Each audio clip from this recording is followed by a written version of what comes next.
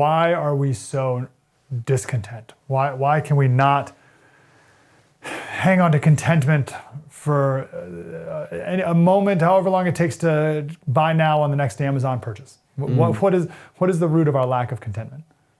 I do think a big part of this is spiritual, right? As people become disconnected from their creator, they tend to look to material possessions to give them some sense of identity, or make them feel as if, acquiring more and more goods is what life is all about.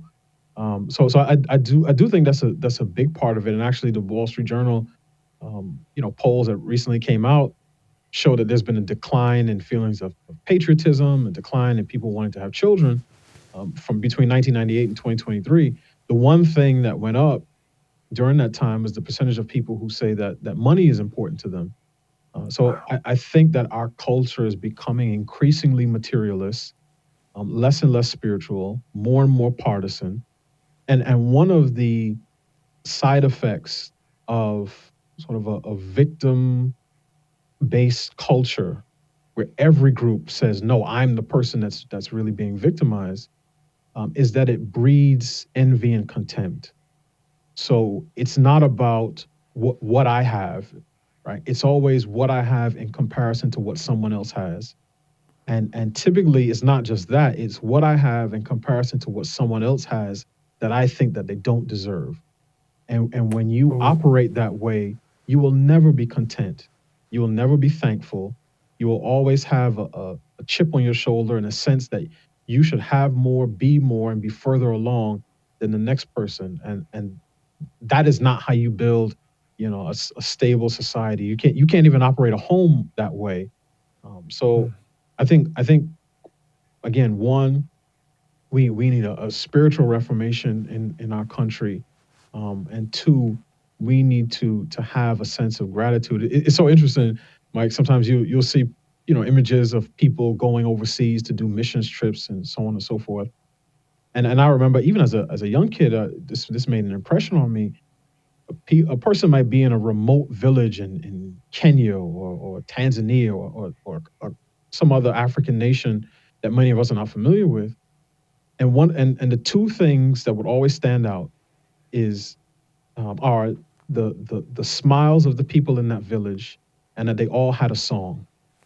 But in America, where we have every material comfort, we have more computing power in our pockets than the military had 50 years ago, all we have is a lament and a complaint.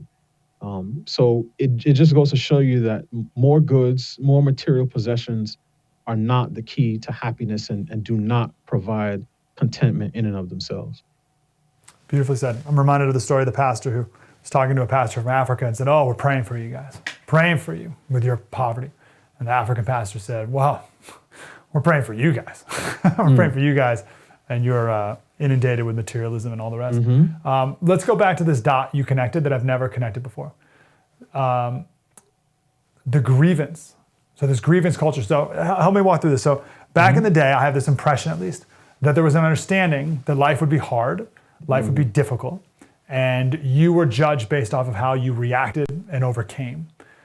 But the last 50 years or so, whatever you think it is, it's grievance, and you're judged based off of how you can't even. Like how little can you overcome is how you're now.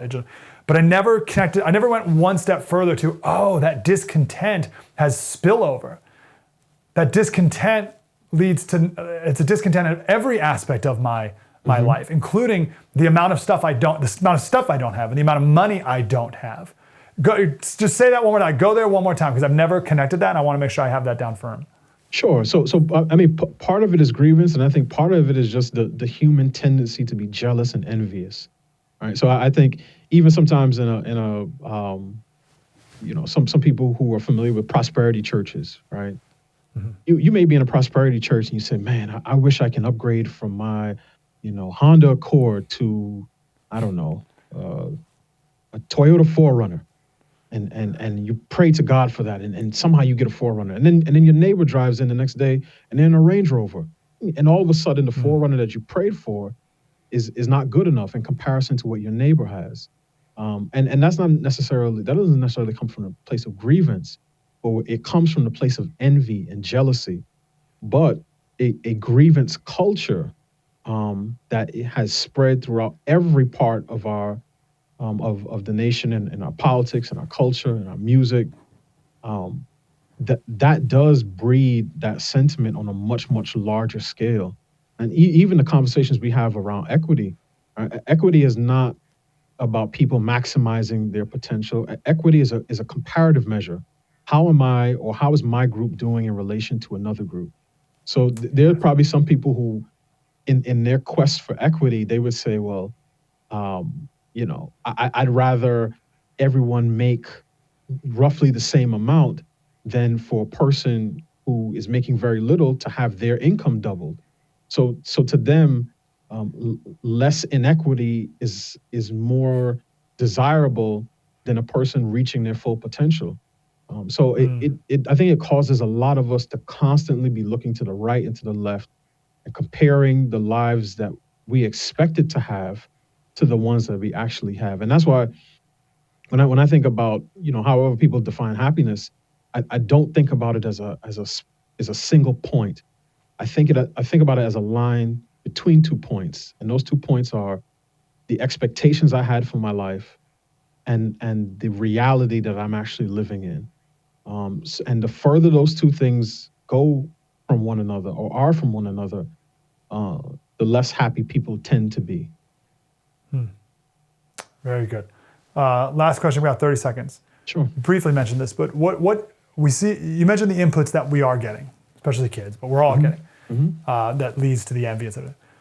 Let's conclude with what inputs would you recommend we tap into deeper to put us on the right path?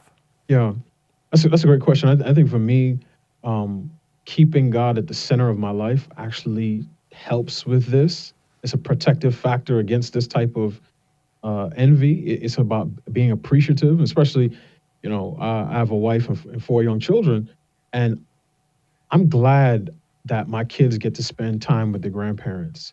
That's actually something that brings me a great deal of joy and contentment. So a big part of it is looking for opportunities to have joy, to be thankful, and doing those things in a way that's not centered around the big stuff, quote unquote. But just the opportunity to have, a meal with loved ones. Obviously, we saw the tragedy in Nashville. We should all understand and recognize that tomorrow is promised to no man.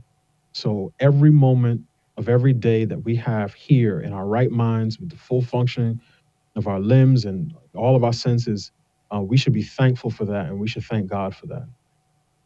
Amen. Delano Squires over at the Heritage Foundation. Please follow him and follow Delano. He's doing wonderful work. Delano, I'm grateful for you, man. Thank you so much. Thank you, sir. Appreciate it. Hey, thanks for watching that clip. We did a TV special on the economy and anxiety with the economy and what do we do about it, right? You can't serve two masters. The love of money is the root of all evil. All these big things. There's cinematerialism. It's unbelievable how much stuff we all have. We have storage facilities because we just have too much stuff. So that's what the TV special was about. I just also want to forward you to our podcast. We're able to dive even deeper in the podcast. We can go deeper, spend longer, really get to the root of all of this stuff. Again, with the ultimate goal of getting that anxiety out of our hearts, clearing our mind so we can go to sleep and wake up refreshed. That's the goal. That's what I need anyway. So if you do too, join us over at the podcast, Politics by Faith.